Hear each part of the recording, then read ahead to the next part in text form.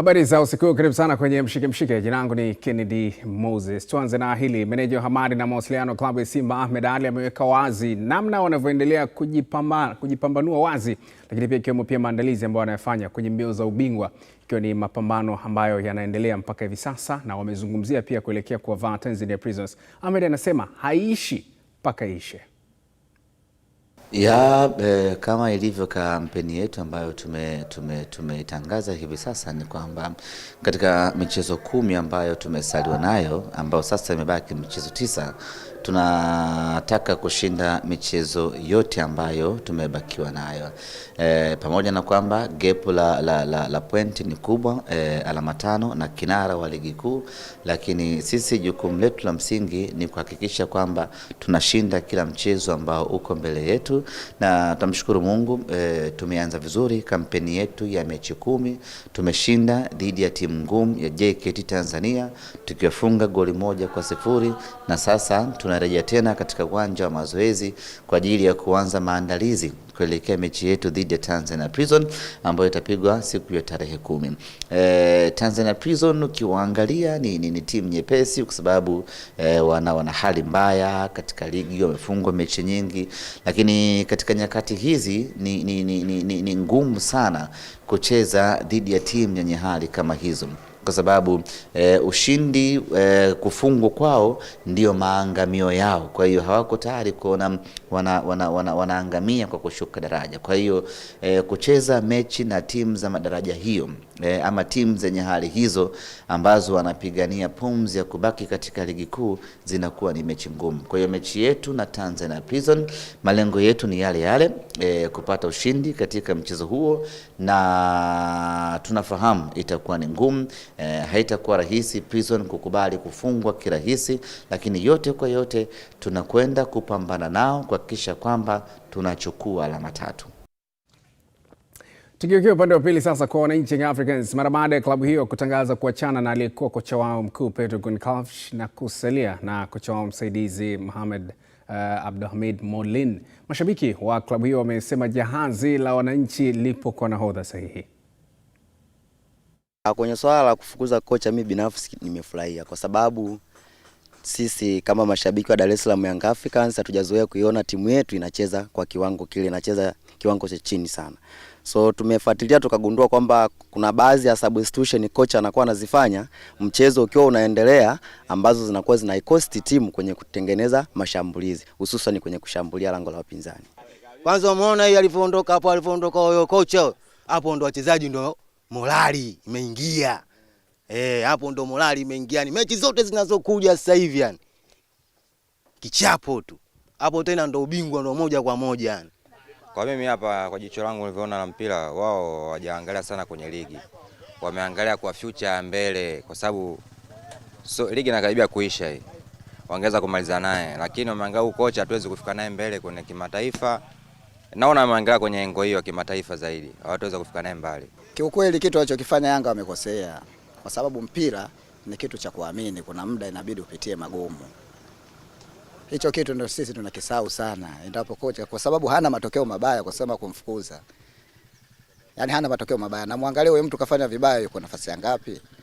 Kuna watu wanafanya vibaya chini lakini bado wanashuka, lakini yule kafanya vibaya lakini bado yuko juu pale. Kwa hiyo mimi naona sio sawa kabisa kitu alichokifanya. Mimi ninavyoona Yanga ule kocha amemtimua kulingana na yani labda ni hali ya matokeo. Matokeo ambayo Yanga aliyazoea sio yale. Wanaona kama wanapata matokeo, lakini wanatumia nguvu kubwa sana tofauti na zamani. Wakati huu anaendelea, tumtazame bwana Dar es Salaam watatu sasa ambao wanaunda vigogo wa ligi kuu soka Tanzania bara. Hapa namzungumzia Azam FC ambaye leo amefanya mazoezi yake ya mwisho kuelekea mchezo wake wa hapo kesho dhidi ya TRA United, miongoni mwa timu ngumu kwenye mwendelezo wa ligi kuu ya NBC hii leo.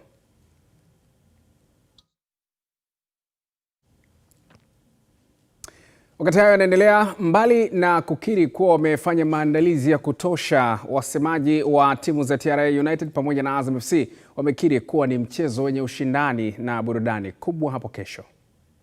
Malengo yetu ni kuona kabisa kwamba tunakwenda kumaliza katika zile nafasi 4 za juu, na ni kitu ambacho kinawezekana kwa sababu michezo yote ipo ndani ya uwezo wetu. Unaweza ukaona Tangu tumehamia katika mkoa wa Arusha tumepoteza mechi 2 tu ugenini, mechi dhidi ya Simba Sports Club, lakini na mechi nyingine ni dhidi ya Mashujaa. Hivyo nitumie nafasi hii sasa kualika wana Arusha. Tunaamini kabisa kwamba mlikuwa mmetumisi timu yenu ya hapa nyumbani kwa muda mrefu, hamjaiona kucheza Sheikh Amri Abeid. Sasa timu imerejea ikiwa na moral na hari kuhakikisha kabisa kwamba kesho wanaume wa Azam FC anaziacha pointi 3 hapa, kama ambavyo wanaume wengine wa ambao walikuja hapa Arusha wakatuachia point. Tunategemea ushindani mkubwa, hasa ukizingatia kwamba sisi kama Azam ni trailblazers wa unbeaten record mpaka sasa hivi kwenye ligi kuu, lakini kama haitoshi pia wenzetu wamekuwa na fomu nzuri sana, hawajapoteza mchezo wowote wakiwa hapa kwenye uwanja wa Sheikh Amri Abeid. Bad enough ni kwamba wametoka kupoteza dhidi ya Mashujaa. Kwa hiyo sehemu nzuri ya kufanya revamp ni kwenye mchezo wa timu dhidi ya wa mfano wa timu kama Azam, na nafikiri watatoa kila kitu ili kuhakikisha kwamba wanatupa nyakati bora kama ambavyo na sisi tutawapa. Tunawaalika mashabiki wetu waje kwa nguvu, tunawaalika mashabiki wetu wajitokeze kwa wingi ili waje kutusupport, lakini pia tuna imani na wachezaji wetu na kile ambacho tumedhamiria kukifanya hapa Arusha, kwa sababu tunatamani kuendelea kuitunza rekodi yetu, tunatamani kuendelea kuweka reputation ya club hapo ilipo, lakini tunatamani kukunja alama 3 kwa kadri inavyowezekana kwenye michezo ambayo imesalia kabla ya kufika kwa mwisho wa msimu. Wakati anaendelea, klabu ya Azam FC pia imeendelea kusogeza huduma zake karibu na mashabiki kwa kuwafikishia bidhaa rasmi za timu hiyo katika mkoa wa Arusha, ikiwa ni sehemu ya ziara maalumu zinazofanyika katika mikoa mbalimbali nchini kwa lengo la kuwafikishia wapenzi wa klabu hiyo kwa urahisi bidhaa mbalimbali zinazotokana na klabu hiyo. Akizungumza jijini Arusha, mkuu wa idara ya mauzo na masoko wa Azam FC Ayub Shelukindo amesema kuwa hatua hiyo inalenga kuwahudumia mashabiki wa ukanda wa kaskazini kwa kuwasogezea bidhaa rasmi za timu yao. Kikubwa zaidi ni ile ziara yetu ya kimauzo na masoko kanda ya kaskazini, ikiwa na lengo kuu la kuwafikia mashabiki wa Azam FC. Lakini hapa mjini Arusha tumekita kambi katika sehemu 2. Hapa ni Summit Center katika mgodi wa Azam TV, ambapo hii itakuwa ni kambi yetu ya kudumu kwa mashabiki wa kanda ya kaskazini, watajipatia bidhaa zao bora hapa.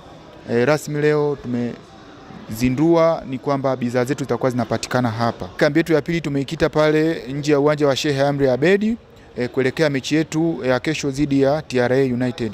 Lakini ziara yetu hii imeambatana pia na kuhamasisha mashabiki kuja kwa wingi kuisapoti timu yetu. Kuna mashabiki wanatoka visiwani Zanzibar, kuna mashabiki wanatoka Dar es Salaam, kuna mashabiki wanatoka Dodoma, wako njiani. Kwa hiyo tunawaambia wafike salama, waungane na sisi katika kwenda kuisapoti timu. Lakini kikubwa zaidi, mzigo wa kutosha upo. Mr. Mkisi atatuambia vitu gani tumewaletea mashabiki wa kanda ya kaskazini. Ziara yetu imeambatana na kupitia mashabiki ambao wako vyuo vikuu, wako shule za sekondari, lakini kwenye matawi pia mashabiki wa Azam FC. Kwa hiyo lengo letu kuu ni kuhakikisha kwamba tunawafikia mashabiki wa Azam FC na kuwafikishia bidhaa zao bora kabisa za mashabiki wa Azam FC.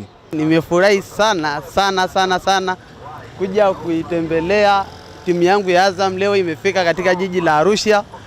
Nimekuja kuiangalia siku ya kesho wana mechi. Kwa hiyo leo tumekuja kwenye jezi, tunakuja kuangalia jezi zetu za Azam ambazo zimetufikia na sisi huko Arusha. Kwa hiyo tunafurahi sana kuwaona Azam FC wamefika katika jiji la Arusha. Tunafurahi sana. Na sisi mashabiki wa Azam tunafurahi sana kuziona jezi za Azam. Jezi nzuri sana, tunapendezwa nazo hata sisi tukivaa. Uzi mzuri sana, ukiangalia hata uzi wa away wa mazoezi ni uzi mzuri sana. Tumejipanga vizuri kuisupport timu yetu. Tunamuomba Mungu atusaidie tuweze kupata alama 3 siku ya kesho, sababu tunatamani kufikia malengo ambayo timu ilijiwekea. Au timu yetu ilikuwa ina mipango ya kuchukua ubingwa, kwa hiyo tunatamani kesho Mungu atusaidie tuweze kuchukua alama 3 jijini Arusha. Tukisalia hapo, mashabiki wa Azam FC wameibuka na kuivimbia TRA United kuelekea mchezo hapo kesho utakaochezwa saa 10 jioni kwenye uwanja wa Sheikh Amri Abeid mkoani Arusha. Mwandishi wetu Godfrey Mzee amezungumza na mashabiki wa Azam FC ambao wameelezea hisia zao kuelekea mchezo huo.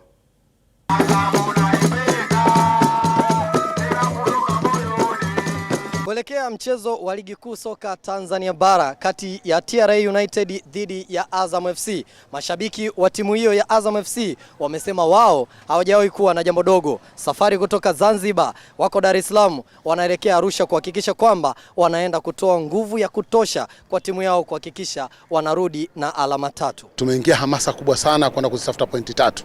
Kwa sababu kama ulivyosema pointi 3 ni muhimu sana hizi, na tunataka tujitahidi tuzipate ili tuweze kumshusha Simba, kwa sababu tunataka nafasi ya ubingwa mara hii na sisi. Malengo yetu ni alama 3. TRA yeye si mtu wa mpira, ni mtu wa mapato. Sawa Kama ni mtu wa mapato, manake sisi tunakwenda kule kuangamiza pointi 3 muhimu. Ni hilo tu.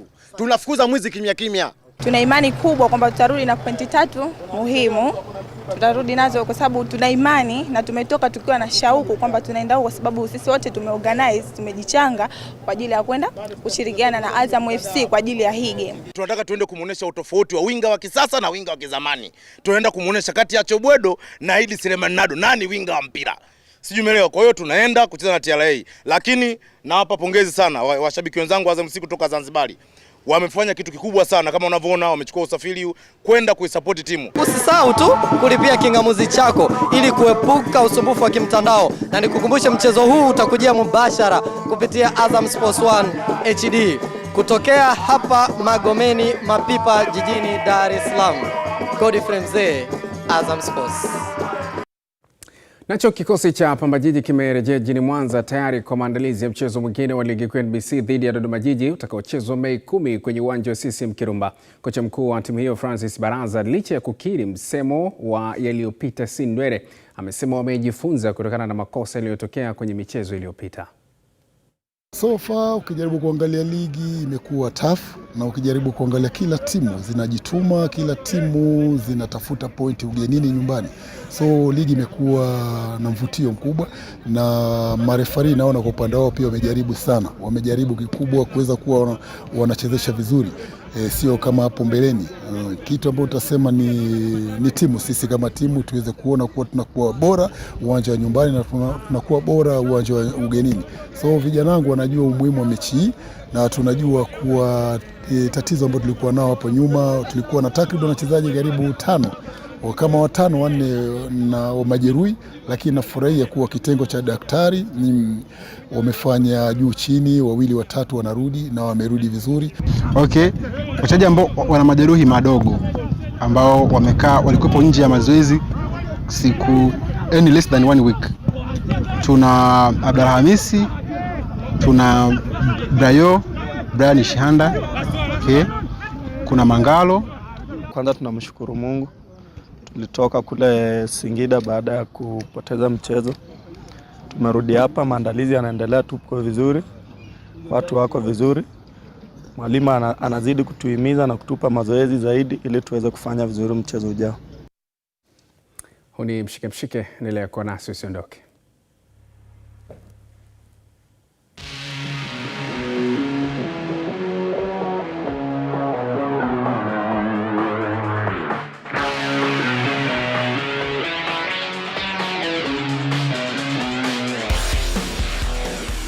Asante kwa kuendelea kuwa nasi. Huni mshike. Kikosi cha Namungo FC kimefanya mazoezi yake ya mwisho kuelekea mchezo wake dhidi ya Mashujaa unaotarajiwa kuchezwa kesho saa 12:30 jioni katika uwanja wa Majaliwa.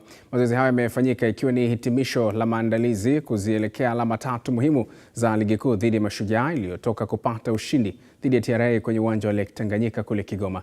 Namungo inakwenda katika mchezo huo ikiwa na kumbukumbu ya kuvuna alama 1 dhidi ya Dodoma Jiji na kipigo cha goli 1 kutoka kwa Azam FC, huku meneja wa kikosi hicho Idrisa Bandali akisema maandalizi yote yamekamilika na kuongeza kuwa wana matarajio makubwa ya kupata alama 3 ili waweze kujihakikishia kuwepo kwenye nafasi nzuri katika msimamo wa ligi kuu ya NBC. Wakati hayo yanaendelea, tugeukie lingine sasa, na sasa ni Dar es Salaam kuelekea usiku wa tuzo utakaofanyika siku ya Jumamosi, yani Mei 9 katika ukumbi wa The Superdome Masaki. Katibu mtendaji wa Baraza la Michezo la Taifa BMT Binema Msita ameweka wazi utayari kuelekea usiku huo na amewaomba wadau mbalimbali kujitokeza kwenye usiku huo wa kihistoria. Wakati hilo linakaa sawa, turejee kwenye taarifa hapo awali ambapo Namungo FC wameendelea kujifua kuelekea mchezo wao dhidi ya Mashujaa ambao utafuata hivi punde. Maandalizi yamekamilika, kuelekea kwenye mchezo wa kesho dhidi ya Mashujaa. Ni mchezo wetu muhimu ambao tunatakiwa kuhakikisha tunapata matokeo ili tuwe vizuri kwenye msimamo wa ligi. Mara mwisho tumepata alama 3 dhidi ya KMC hapa, na kama nilivyotoka kusema hapo nyuma, tuna matokeo mazuri sana. Tumepata alama 3 dhidi ya KMC, ni muda mrefu. Tunapata alama 1, baadaye tunakuja tunapoteza. Kwa hiyo tunahitaji zaidi alama 3 za kesho. Lakini kama nilivyosema, haziwezi kuwa nyepesi tu kwa kuzungumza mdomoni, lazima tujitoe kuhakikisha tunazipata hizo alama 3, kwa sababu kila mmoja anakuja kushindana, au anashindana, sisi tunashindana. Kwa sisi kwenye maandalizi ambayo tumejiandaa nayo ni kuhakikisha tunapata alama 3 kesho inshallah. Tugusie undani wa mechi ambazo zitapigwa hapo kesho na kuendelea ili tuweze kuona nini ambacho kinatazamiwa na walio wengi hasa kwenye dakika 90. Muda unaungana na mchambuzi wa masuala ya soka Endo Kinga Mkono kuweza kusikia kutoka kwake. Endo, karibu. Asante Kennedy. Mambo yanaenda? Kwema. Tumepishana wewe, hatimaye tumekutana. Tumekutana tena.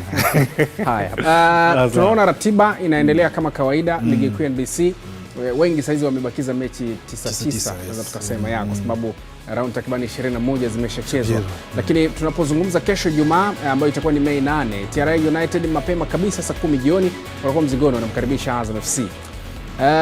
Ukimsikia msemaji wa TRA namzungumzia Christina Mwagala amezungumza kwa nikimnukuu, anasema walikuja wanaume wa daa mara ya kwanza tukawaamini, wakaja wanaume wa daa wengine tukawaamini, wanakuja wanaume wa daa wengine, akimaanisha Azam FC hapo kesho. Nadhani itakuwa ni mechi ngumu kiasi gani mpaka imekuwa na tension kiasi? Mechi ngumu kwa sababu kwanza Etienne anaijua Azam, aliishi Azam, alifundisha Azam. Kwa hiyo hiyo ni factor nyingine inayofanya mechi inaonekana kuwa ngumu. Lakini kingine unawaangalia TRA ambao wametoka kufungwa na Mashujaa, kipigo ambacho wengi hawakutarajia kwamba TRA kwa mwendo wao ulivyokuwa unaelekea kwamba wangeenda kupoteza mechi hii. Kwa hiyo na wenyewe wanaonekana wanatamani kumaliza kwenye nafasi 4 za juu. Kwa hiyo wanatamani kupata ushindi kwenye mechi kama hii ili kuanza kujirudisha kwenye mstari wao kwamba ilikuwa tumeteleza bahati mbaya, sasa tumeamka, tunania kutafuta ile nafasi 4 za juu, tunasikiwe tuwe miongoni mwao. Lakini unakutana na Azam ambayo na yenyewe inataka kuingia katika zile kinyang'anyiro cha ubingwa, kwa sababu kwa hali ilivyo kwamba kuna mtu akiteleza yeye na nafasi kama akiendelea akiokota pointi zake vizuri, ina maana anaweza kupikia kwenye nafasi ya kuchukua ubingwa. Unamwona Fei kwenye kiwango kizuri sana, ana goli 10, ana goli 8 alizotengeneza, ana kila sababu ya kuendeleza hiyo zidi ya TRA. Na wanajivunia rekodi yao zidi ya TRA. Mechi zao kama 3 zilizopita zote wao wameshinda zidi ya TRA.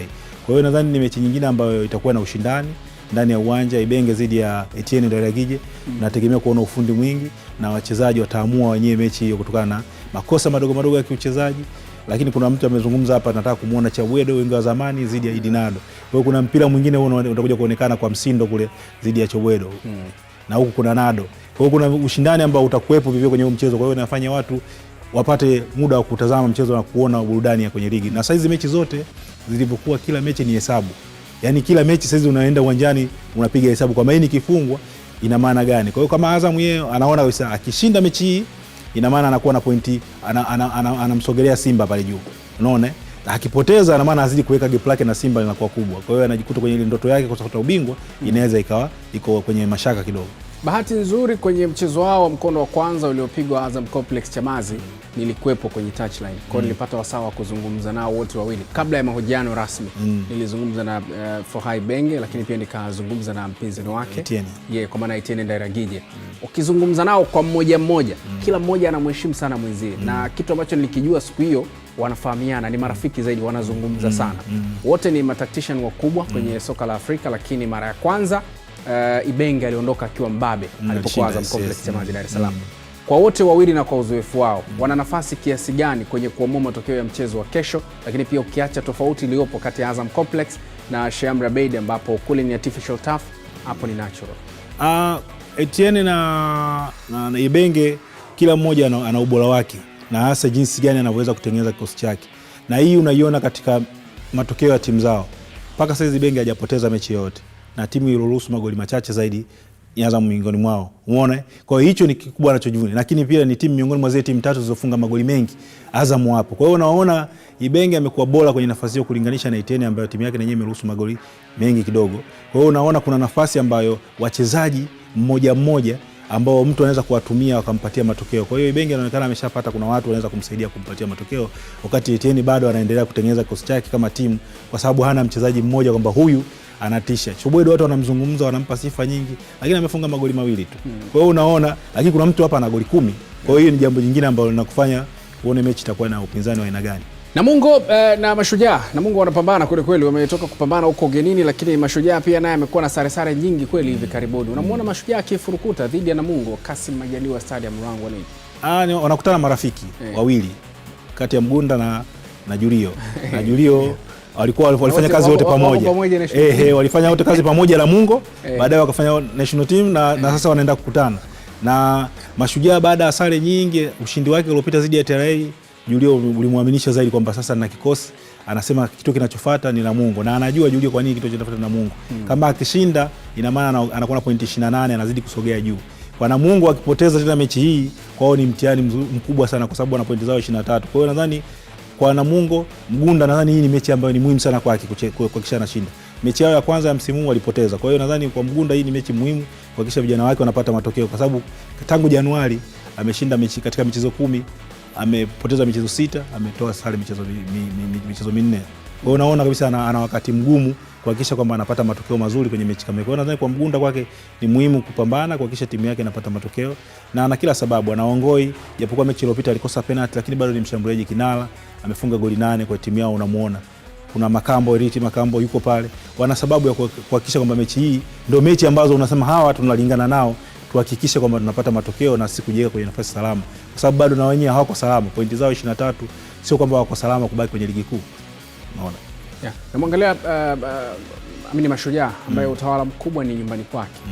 Hajawa na matokeo mazuri sana ugenini, hasa kwenye mechi za hivi karibuni, ila anapokuwa nyumbani kwake miongoni mwa timu ambazo hazijapoteza mchezo wote. Hajapoteza sasa. Nini unakiona hasa kwenye eneo la kimbinu kwenye mchezo ambao anakwenda kucheza eneo ambalo ni ugenini, ambalo kiutawala na matokeo ya hivi karibuni si eneo ambalo ni imaya yake kubwa ya kupata alama 3? Kikubwa ninachokiona, kwa sababu wamerudisha kujiamini.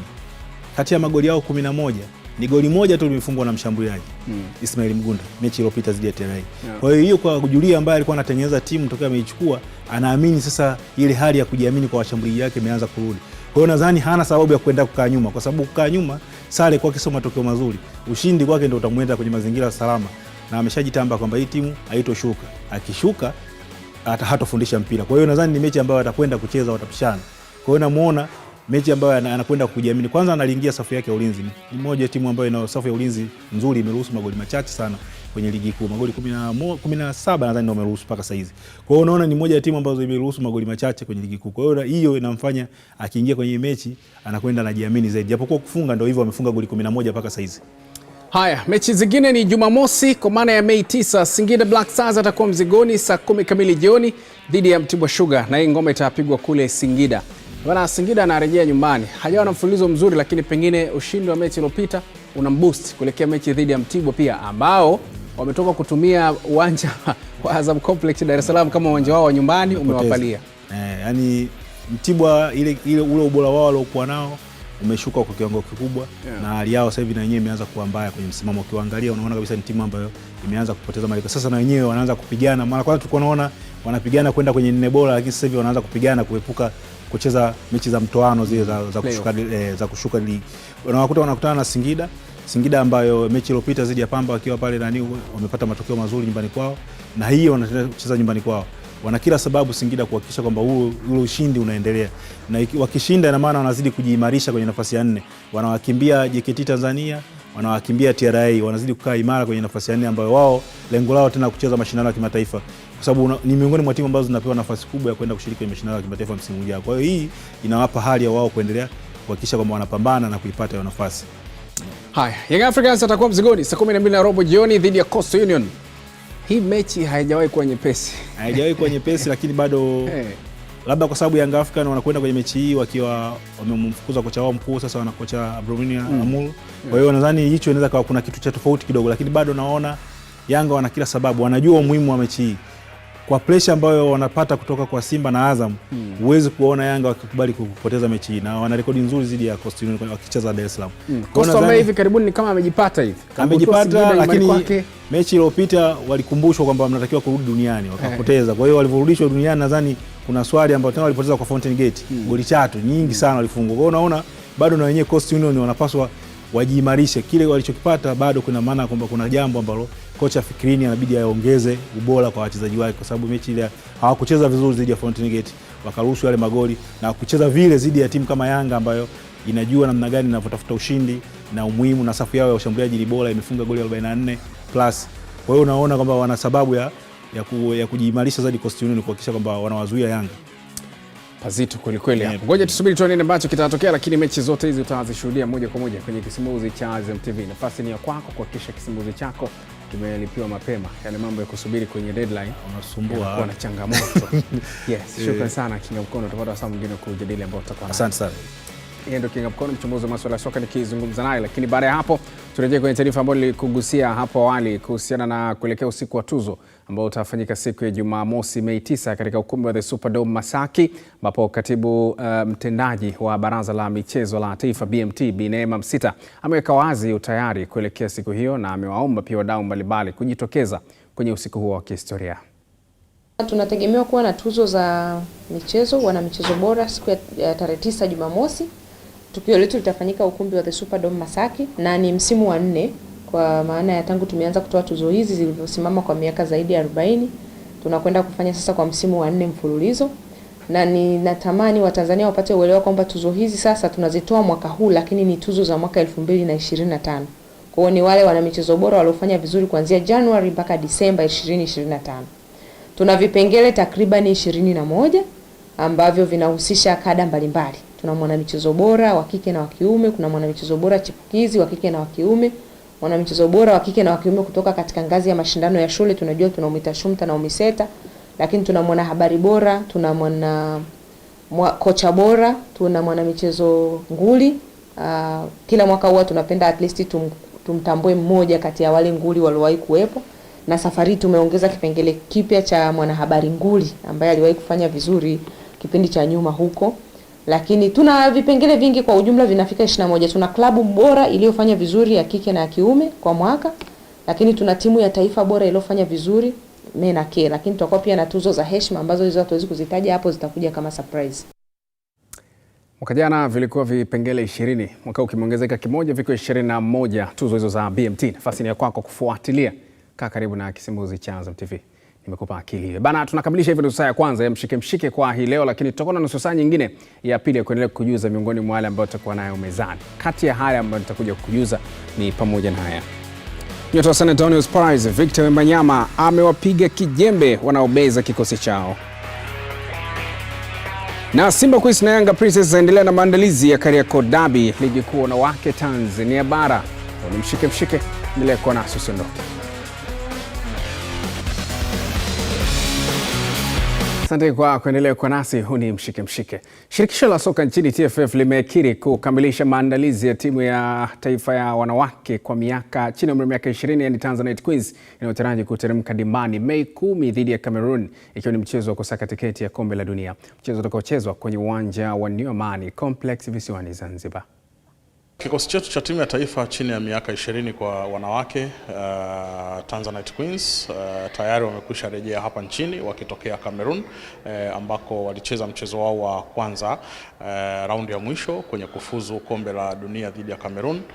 Tulipoteza mchezo kwa magoli 3-1, na sasa tunakwenda kurudiana Jumapili ya wiki hii pale visiwani Zanzibar, ambako sasa ni mchezo ambao unaweza ukatupa tiketi ya kufuzu kombe la dunia kama tutapata matokeo mazuri ya jumla, kwa maana ya kuzidi magoli hayo 3 ambayo tumeweza kufungwa katika mchezo wa kwanza.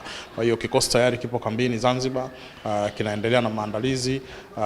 Leo wana session 2 kwa maana ya asubuhi na jioni, lakini kesho pia tutaendelea na maandalizi mengine. Wachezaji wote wako sawa kwenye kikosi, lakini kwenye mchezo wote tutamkosa Lydia Kabambo ambaye yeye anatumikia adhabu ya kadi za njano, lakini wachezaji wengine wote waliosalia wako vizuri, wako tayari kwa ajili ya kupambania nchi, wako tayari kwa ajili ya kuhakikisha kwamba tunaikata tiketi ya kufuzu kombe la dunia. Turejee kunako ligi kuu NBC. Baadhi ya wadau na wapenzi wa soka kutoka Dar es Salaam wamesema mbio za ubingwa kwenye msimu huo mwaka 2025-26 bado kitendawili, kwani timu zote zinapambana kuonyesha upinzani mkubwa, hasa kwa timu za Simba pamoja na Yanga ambazo zimetofautiana alama 5 tu mpaka sasa. Nadhani kama unavyoona Yanga Afrika yupo katika nafasi ambayo anaongoza, tofauti yake na Simba zaidi ya 7.5, si ndio? Kwa hiyo katika swala la mbio za ubingwa yeye naweza nikawa nampa 100%. Endapo kama atakuwa amefanya vizuri game zake zilizobaki, nampa 100% kubwa ya yeye kuweza kuwa bingwa. Lakini endapo atafanya mistake itakuja itamgharimu. Hata Simba pia ana nafasi ya kuja kuwa bingwa. Naweza nikasema ni Yanga kwa sababu Simba kamwacha pointi 5, lakini mpira ni mpira bado. Kwa hiyo kuna timu kama mechi kama 8, 9. Kwa hiyo Yanga anaweza akapoteza mechi vile vile Simba akarudi kwenye linki yako kuchukua ubingwa. Kwa hiyo mimi naweza nikasema kwamba Simba bado ana nafasi ya kupata ubingwa, Yanga ana nafasi ya kupata ubingwa. Yanga nao wako vizuri. Naona kuna ushindani wa hali ya juu sana kwenye ligi yetu ya NBC sasa hivi. Yanga kama Yanga ana kila kitu cha kimpira, si ndivyo? Ukizungumzia strikers zinafanya kazi vizuri. Ukizungumzia beki ziko vizuri. Pale katikati akina Damalo wako vizuri, simela vizuri. Kwa hiyo na kila sababu ya kuzungumza kwamba Yanga inaweza kwenda kufanya vizuri katika kuchukua ubingwa kwa ligi ya NBC.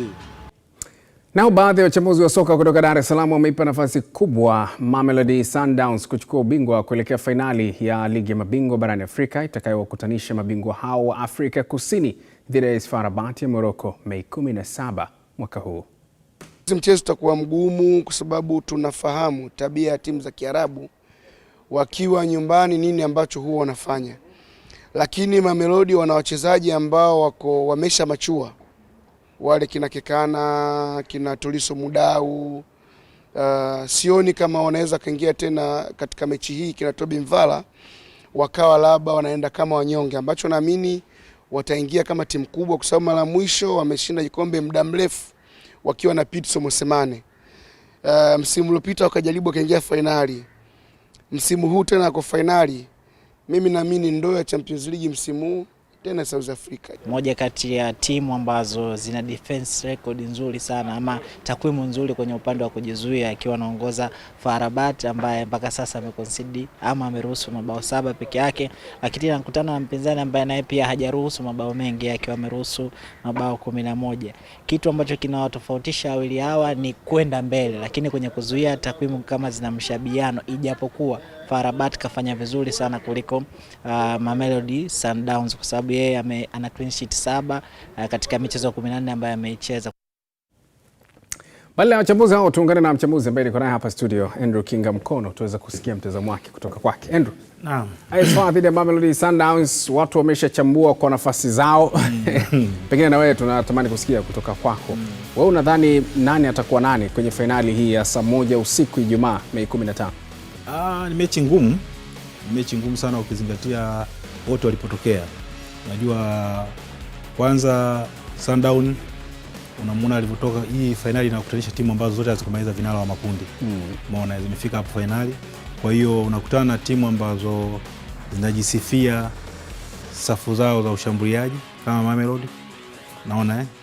Unaona wana safu nzuri ya ushambuliaji, wanaweza kubadilisha, lakini wanaenda kucheza na AS FAR ambayo yenyewe inasifika kwa safu imara ya ulinzi.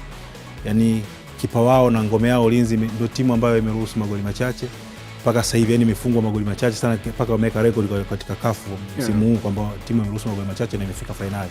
Kwa hiyo inakutanisha timu ambazo zina tabia mbili ambazo tofauti. Kuna wao wengine ni wazuri sana kwenye kufunga, lakini sio wazuri kwenye kujilinda sana. Lakini kuna watu ambao wao ni bora, hawafungi sana magoli. Wamefunga magoli machache, AS FAR Rabat wanafunga magoli machache, lakini wanajua kukaa nyuma, wanaweza kupaki basi lao vizuri na wakazuia. Kwa hiyo ni mechi ambayo itakuwa ya ushindani sana. Kwa hiyo na Mamelodi uzuri wake ana historia nzuri ya kaskazini. Alienda akawafunga Ahly pale kwao, akachukua ubingwa. Kwa hiyo kule kaskazini hakumtishi kiasi hicho, miongoni mwa timu ambazo haziogofii kucheza kaskazini. Kwa hiyo nadhani mechi itakuwa iko vizuri na yule atakayekuwa bora hasa atajua vizuri kutumia uwanja wake wa nyumbani. Na hapo hasa ndio pakuwa na mjadala mkubwa. Mechi inapigwa home and away, 2 legs. Ni finali. Kupigwa kwa 2 legs huku Mamelodi akianzia nyumbani kwake, AS FAR Rabat pia akipata nafasi ya kumalizia nyumbani kwake kwenye hizo mechi mbili. Huu mzunguko ni kwa namna gani unaweza ukaathiri matokeo ya finali? Ndo utaratibu ulivyo wa CAF miaka yote iko hivyo. Na uzuri wa hizo timu kila moja nachotamani kujua kuna mtu huwa anahisi pengine mimi nikianzia ugenini nikimalizia nyumbani ndio faida zaidi. Afu kuna mwingine anaamini shughuli nikimalizia nyumbani, ugenini nikienda kumalizia tu shughuli inakuwa imeisha. Nani atafaidika zaidi? Mamelodi. Kwa sababu nilivyoona katika mechi zake ya robo finali, unaona jinsi alivyocheza. Kwa hiyo akifanikiwa kupata matokeo mazuri nyumbani na hakika kule ugenini hana matatizo. Japokuwa Esfa wao wanaonekana kuwa bora zaidi wakiwa nyumbani, kwa mechi zao nyingi wameshinda wakiwa nyumbani. Huko ugenini mara nyingi wanakuja kupaki basi na kupata suluhu na nini. Kwa hiyo ni watu ambao wanajivunia zaidi wakiwa nyumbani, lakini Mamelodi ameweza kushinda hata ugenini kwenye mechi zake kadhaa. Kwa hiyo hicho kinachomfanya Mamelodi anakwenda kwenye mchezo huu akiwa na imani kwamba anaweza kuendeleza hiyo rekodi yake. Kuna chochote nadhani wanacho cha kujifunza kutoka kwenye mchezo dhidi ya Pyramids last season? Unajua kila finali tofauti. Hasa inapofika finali inakuwa na mazingira tofauti. Kwa sababu msimu uliopita Pyramids alienda pale kwao kawasumbua, kafika kule kamalizia shughuli kiwepesi kabisa. Sasa ndio nasema finali ile ni kama somo. Unajua Mamelodi ndio mtu ana bahati mbaya sana, ameingia finali mara nyingi sana katika kipindi cha karibuni, lakini anashindwa kuchukua kombe. Kwa hiyo nadhani hii ni nafasi yake au nyingine anakwenda kuuliza tena, jamani, na stahili. Naona ana kikosi, ana wachezaji, usajili mkubwa, gharama kubwa za pesa wametumia kusajili wachezaji, lakini bado hawajachukua kombe. Lakini naona safari hii mechi ni ngumu, lakini nawapa wao nafasi kubwa kutokana na aina ya uchezaji wao kwenye mechi mbili zilizopita za nusu finali. Uliona jinsi walivyokuwa wamecheza na kupata matokeo na kufuzu hapa kibabe kabisa. Unaona timu inastahili kuchukua ubingwa. Kwa hiyo hicho kinawapa nafasi. Kuna wachezaji ambao wanaweza kuamua, kama miongoni mwao yule leo, yule mshambuliaji wao anaweza kuamua matokeo. Kwa nafasi chache zinazopatikana anaweza kufunga goli. Hem, tugeukie shirikisho tuone kuna nini huko, kwa sababu huko nako kuna shughuli nzito kweli kweli. Mbali na ligi ya mabingwa kwenye finali hii ni shirikisho. USM Alger watakuwa mzigoni Jumamosi Mei 9 saa 4 kamili usiku dhidi ya Zamalek. Mechi nyingine ya kuvutia. Kama unataka kuangalia ushindani wa Algeria dhidi ya wa Misri, ni mechi ambayo itakuwa na ushindani mkubwa sana. Zamalek ana historia, ni bingwa, anatafuta ubingwa wake wa 3 katika ndani ya misimu 5, anatafuta ubingwa wake wa 3. Kwa hiyo anakuja kwenye mechi yake akijua Dania USM Alger wanaona kabisa na wenyewe mara mwisho walichukua ubingwa dhidi ya Yanga.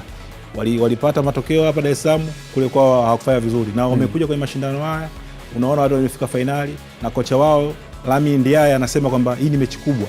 Ni mechi ambayo anaamini timu bora, sio mechi moja tu, timu bora katika mechi zote mbili ndio itakayochukua ubingwa, kwa sababu anaamini kikosi chake kina nafasi. Na amewazungumzia sana Zamalek kwamba Zamalek sasa hivi wako kwenye hatua moja kuchukua ubingwa wa Misri. Kwa hiyo na muda mrefu Zamalek hawajachukua ubingwa wa Misri. Kwa hiyo hiyo inaweza ikawa ni motisha tosha kwa Zamalek kwamba wachukue ubingwa wa Misri, wachukue na ubingwa wa kombe la shirikisho. Kwa hiyo itawafanya wawe mabingwa wa mataji mawili, jambo kubwa kwao ambao baada ya muda mrefu kupotea kwenye ligi ya Misri. Kwa hiyo nadhani kwa ugumu wote hapo kwenye mtaka vyote kwa pupa kama Arsenal. Ugumu upo hasa kama kutakuwa na mechi katikati ya ligi, lakini kama mechi zao hizi mbili ya tarehe 9 na tarehe 10 ngapi hapo wakicheza, nadhani ana nafasi ya Zamalek kuonyesha ushindani. Japokuwa USM Alger wana kikosi imara na kocha wao ni mzuri sana. Nimeangalia mechi zao walizocheza baadhi, unaona wana kikosi imara sana ambazo waweza kupata matokeo sehemu yote. Yote ni mataifa ya kaskazini. Kuna ugumu unaongezeka kwenye finali hii, sio? Hasa kwa mshabiki ambao ni mchezaji wa 12, ana nafasi kubwa sana kwenye hizi mechi. Nategemea kutakuwa na mambo mengi sana ya nje ya uwanja, hasa ujirani wa Misri na kwa hiyo huo ushindani utakuwepo. Kwa hiyo nadhani kwa mashabiki wana nafasi kubwa sana kwenye kuamua nani anafaidika akiwa nyumbani kwake. Kwa hiyo naona hii mechi sana nje ya uwanja kuna nafasi kubwa sana, ile amshamsha inayofanyika kwa timu za kaskazini ina faida kubwa kwao. Kwa hiyo USM Alger kwa uzoefu wake na kile ambacho amekuwa nacho, tumemwona si miongoni mwa timu ambazo ni ngumu sana kwake kuchukua point. Tumeona Young Africans ashacheza nao mara kadhaa, na tumeona pia kwenye mechi nyingi ambazo wanacheza. Kuna ugumu kwa wao kuanzia nyumbani kwenye mechi hii au faida? Kwa mechi hii kuanzia wao nyumbani ni mtihani, kwa sababu siku zote ukienda ugenini unaweza kusema mimi nikabani nirudi nyumbani, lakini sasa wewe ukiwa nyumbani unahakikisha kwamba utafungua shughuli imalizikie siku hiyo iishe pale, ili upate pointi za kutosha, mabao ya kutosha ya kufanya mechi ya ugenini ikawe ngumu zaidi, kwa sababu unajua Misri itakuwa mechi ngumu zaidi. Kama mazingira yake tu mwenyewe unajua, na historia ya Zamalek miongoni mwa timu kubwa kwenye kombe la shirikisho na amechukua mara nyingi. Kwa hiyo unaona wao wanakwenda wakiwa watakuwa kama timu ya pili kwenye hii mechi. Kwa hiyo lazima wahakikishe kwamba nyumbani wanafuata matokeo mazuri, kwamba wakishinda nyumbani, wakipata matokeo hiyo itawasaidia kwenye mechi yao ijayo watakwenda ugenini. Pazito kweli kweli hapo. Ngoja tusubiri tuone nini ambacho kitatokea, kwa sababu mimi nikikaa nikiangalia kwa haraka haraka kuna ugumu na uona. Unajua kwa mfano Mamelodi kukipiga dhidi ya taifa la Kaskazini tumeona mara kadhaa tofauti, lakini nimeona mechi ambazo wanacheza wao kwa wao mataifa ya kule Kaskazini kuna ugumu, japo kumekuwa kuna mijadala tofauti. Utakumbuka mechi ya mwisho Yanga anatakiwa kuvuka kwenda hatua inayofuata, Alikama alimaliza ila Waarabu wacheza kiandamizi, Mungu anaona. Sasa hii naona ni ya wao kwa wao. Hii ndio maana nasema hii mechi itakuwa ngumu ndani ya uwanja na nje ya uwanja, kwa sababu ni timu ambazo tabia zinafanana za uchezaji, aina amsha nje ya uwanja. Hizi ushangae kuona baada ya mechi kuna watu wakakataa VAR, goli likakataliwa. Hizi ndio aina ya mechi hizo. Mechi ikavunjika katikati ya mchezo. Yaani mtu kuondoka uwanjani, timu ubingwa wakasema sisi tuache, tukubali hivi mechi za namna hii. Kwa hiyo ni mechi ambazo zinakuwa na ushindani sana, lakini ndani ya uwanja tutegemea kuona spidi na kasi ya aina kubwa sana ya uchezaji, umakini wa wachezaji kwenye kufanya mashambulizi ya kushtukiza na kujilinda. Yaani ndio kitu kikubwa ambacho kwenye mechi mtu ataweza kutazama kesho Jumamosi, atafaidi kuona jinsi timu zinavyokimbia. Alafu unaweza kupima, je, na timu zetu zinaweza kukimbia kwa kasi ile? Ndio utagundua kama kuna wachezaji wana uwezo, vipaji na kasi ambayo timu nyingi za Kaskazini zinajivunia kwenye kucheza mashindano ya Afrika. Na isubiri kwa hamu. Waarabu wakikutana kuna shughuli nzito. Na inanikumbusha pia finali kati ya Al Ahly na Wydad Athletic Club Morocco Casablanca. Shukrani sana. Asante. Naam, ni Andrew Kinga Mkono nikizungumza naye kuhusiana na mjadala wa michuano ya kimataifa kwa maana ya kombe la shirikisho na ligi ya mabingwa barani Afrika ambayo finali zake zinaanza kumalizika, na ndani ya wiki mbili kutoka sasa tutakuwa tunajua nani ni bingwa wa michuano hiyo kwa maana ya Confederation pamoja na Champions League. Tuende mapumziko kidogo, tarejea. Huni mshike sondoke.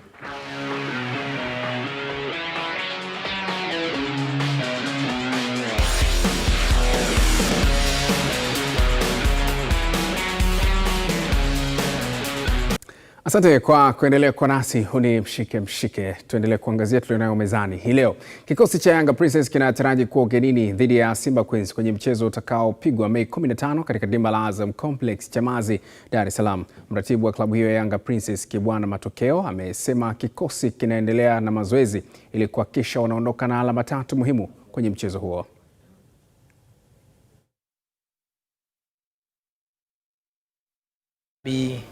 Timu yetu bado iko katika maandalizi ya kujipanga kwa ajili ya mechi hiyo ya dabi, mechi muhimu sana, chini ya uangalizi wa kocha mkuu Edna Lema na msaidizi wake Saidi Mauridi, fitness coach Brenda, goalkeeper coach Tot Moloto, kuhakikisha kwamba tunafanya vizuri katika mechi hiyo. Mechi hiyo ina umuhimu wa aina mbili.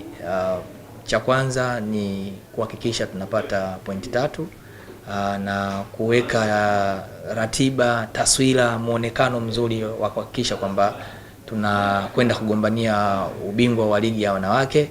Hii cha kwanza. Lakini cha pili ni heshima.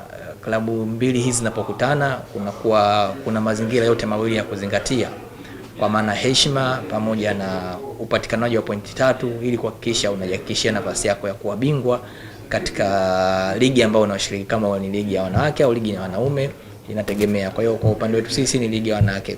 Kushinda kwa mechi hiyo tunakwenda kupunguza gap la mpinzani wetu ambaye anatuzidi pointi 4.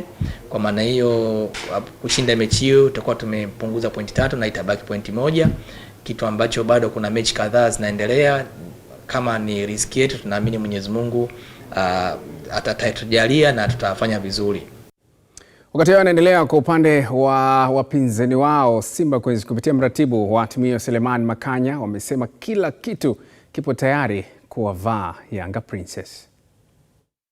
Kwanza tunashukuru Mwenyezi Mungu, maandalizi yanaendelea vizuri kwa sababu unajua kwamba mechi yenyewe tarehe 15, kwa hiyo bado tuna muda mrefu wa kujiandaa, lakini pamoja na muda mrefu lakini ni mechi kubwa ambayo inahitaji maandalizi makubwa. Kwa hiyo tuko kwenye maandalizi kuelekea kwenye mechi hii.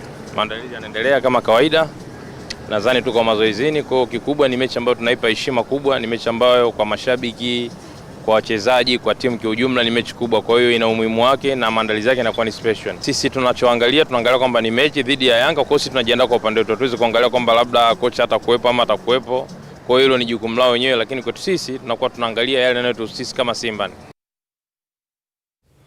Naam, lakini unaweza kujiuliza mvuto kwenye mchezo huu uko wapi? Njoo kuonyesha hapa. Huu ni msimamo wa ligi kuu soka wanawake Tanzania bara, na ukitazama kwenye msimamo kinara ni Simba Queens mwenye alama 43 mpaka sasa. Kwenye goal difference ana magoli 34. wakati Yanga Princess akifuata nafasi ya pili ana alama 39. Kwa hivyo wana tofauti ya alama 4 kwenye msimamo. Endapo kama Yanga Princess atafanikiwa kushinda mchezo huo, atapunguza gepu mpaka kubakia alama 1 ama pointi 1.